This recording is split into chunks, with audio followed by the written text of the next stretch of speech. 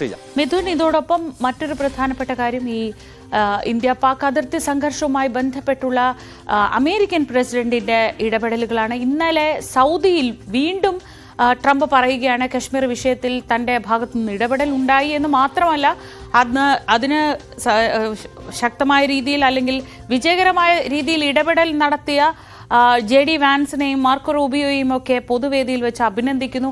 അങ്ങനെ വലിയൊരു അവകാശവാദം ഇന്നലെ കൂടി വിദേശകാര്യ മന്ത്രാലയത്തിന്റെ ഭാഗത്തു നിന്ന് അത്തരമൊരു ഇടപെടൽ ഉണ്ടായിട്ടില്ല എന്ന് സ്ഥിരീകരിച്ചുകൊണ്ടുള്ളൊരു വാർത്താ സമ്മേളനം ഉണ്ടാകുമ്പോൾ പോലും ട്രംപ് ഈ വിഷയത്തിൽ തന്റെ നിലപാട് ആവർത്തിക്കുകയാണ്.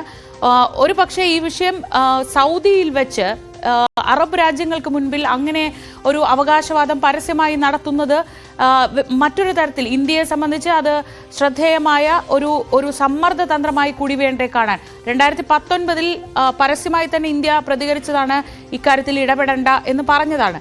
പക്ഷേ ഇപ്പോൾ ഇത് തുടർച്ചയായ ദിവസങ്ങളിൽ ട്രംപ് ആവർത്തിക്കുകയാണെങ്കിൽ ഇന്ത്യയുടെ നിലപാട് എന്താവും?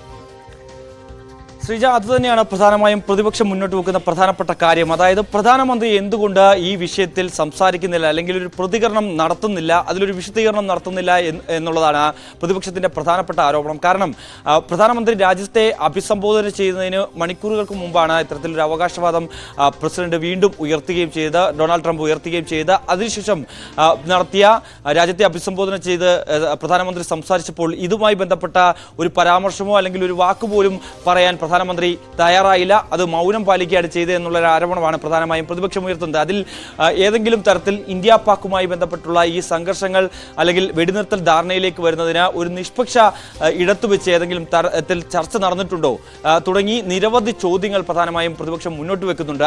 അതുകൊണ്ട് തന്നെ ഒരു പ്രത്യേക പാർലമെന്റ് സമ്മേളനം വിളിച്ചു ചേർത്തുകൊണ്ട് ഇക്കാര്യങ്ങൾ വിശദീകരിക്കണം. അത് എങ്കിൽ മാത്രമേ അതിൽ മുന്നോട്ട് പോകൂ. ഒപ്പം തന്നെ കശ്മീർ പോലൊരു വിഷയത്തിൽ എങ്ങനെയാണ് അമേരിക്കയ്ക്ക് ഇടപെടാൻ സാധിക്കുന്നത്? ഇതിനു മുമ്പ് പലതവണ ഇത്തരത്തിൽ അമേരിക്കയുടെ ഇടപെടൽ ഉണ്ടാകുമെന്ന് കരുതിയെങ്കിൽ പോലും തന്നെ അതിലൊക്കെ ഇന്ത്യ കൃത്യമായ മറുപടി നൽകിയിരുന്നു, കൃത്യമായ വിശദീകരണം നൽകിയിരുന്നു. പക്ഷേ എന്തുകൊണ്ട് ഇക്കാര്യത്തിൽ ഒരു വിശദീകരണം നൽകാൻ പ്രധാനമന്ത്രി തയ്യാറാകുന്നില്ല? കാരണം അതിൽ പ്രധാനമായും അവർ ചോദിക്കുന്ന ഒരു കാര്യം, ഈ രീതിയിൽ അതായത് വ്യാപാര തന്ത്രം മുന്നോട്ട് വെച്ചപ്പോൾ അല്ലെങ്കിൽ ഈ ട്രേഡുമായി ബന്ധപ്പെട്ടുള്ള കാര്യങ്ങൾ അത് ഭീഷണി മുഴക്കിയാണ് ഇത്തരത്തിൽ ഇന്ത്യയും പാകിസ്ഥാനും തങ്ങളുടെ വരുതിയിലേക്ക് വന്നത്, അല്ലെങ്കിൽ ഒരു സംഘർഷം അവസാനിപ്പിക്കാം എന്നുള്ള ഒരു നിലപാടിലേക്ക് വന്നതെന്ന് പ്രസിഡന്റ് ട്രംപ് പറഞ്ഞു വെക്കുന്നു. അതിൽ ഏതെങ്കിലും തരത്തിൽ ചർച്ചകൾ നടന്നിട്ടുണ്ടോ? അങ്ങനെ ഒരു ഭീഷണിയും ഉണ്ടായിട്ടുണ്ടോ? ഒപ്പം തന്നെ കാറുകൾ ഉൾപ്പെടെയുള്ള US ഉൽപ്പന്നങ്ങൾക്ക് തീരുവ കുറയ്ക്കാമെന്നുള്ള രീതിയിൽ ഏതെങ്കിലും നടപടികൾ സ്വീകരിച്ചിട്ടുണ്ടോ തുടങ്ങി നിരവധി ചോദ്യങ്ങൾ പ്രതിപക്ഷം ഉന്നയിക്കുന്നുണ്ട്.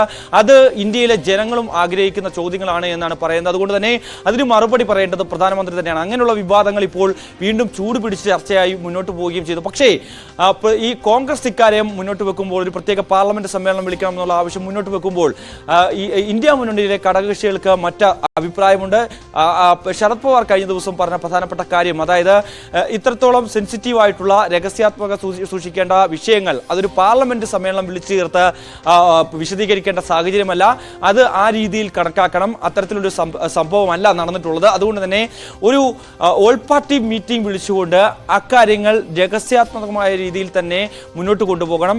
മറ്റ് പാർട്ടികളെയും പാർട്ടി നേതാക്കളെയും ഒക്കെ തന്നെ കൃത്യമായി ബോധിപ്പിക്കാൻ കേന്ദ്ര സർക്കാർ തയ്യാറാകണമെന്നുള്ളൊരു കാര്യമായിരുന്നു ശരത് പവാർ പറയുകയും ചെയ്തു. മറ്റൊന്ന്, പ്രസിഡന്റ് ട്രംപിന്റെ ഇടപെടൽ, ഡൊണാൾഡ് ട്രംപിന്റെ ഇടപെടൽ അത് സംബന്ധിച്ചുള്ള കാര്യത്തിൽ ഒരു വ്യക്തത വരുത്തണം. അത് പരസ്യമായി തന്നെ പറയാൻ പ്രധാനമന്ത്രി തയ്യാറാകണമെന്ന് കൂടി ശരത് പവാർ പറഞ്ഞു വെക്കുകയും ചെയ്യുന്നു. അങ്ങനെ ഒരു വ്യത്യസ്ത നിലപാട് ഇന്ത്യ മുന്നണിക്കകത്ത് തന്നെ ഉണ്ട് എന്നുള്ളതാണ് ഈ വിഷയവുമായി ബന്ധപ്പെട്ടുള്ളത്. എന്തായാലും ഇന്ന് 19-ാം തീയതി ഈ വിദേശകാര്യ മന്ത്രാലയം ഇതുമായി ബന്ധപ്പെട്ട നയതന്ത്ര ഇടപെടലുമായി ബന്ധപ്പെട്ട മറ്റ് കാര്യങ്ങൾ വിശദീകരിക്കുന്നതിന് വേണ്ടി ഒരു യോഗം വിളിച്ചു ചേർക്കുകയും ചെയ്തിട്ടുണ്ട്. 19-ന് 2 മണിക്കൂറാണ് ഈ യോഗം വിളിച്ചു ചേർക്കുന്നത്. അതിനുശേഷം വിദേശകാര്യ സെക്രട്ടറി വിക്രം മിശ്രി ഇതുമായി ബന്ധപ്പെട്ട വിശദീകരണം നൽകുകയും ചെയ്യുമെന്നാണ് അറിയിച്ചിട്ടുള്ളത്. എന്തായാലും ഇന്ന് നിലവിൽ മിഥുൻ MG ആണ് വിവരങ്ങൾ നൽകിയത്.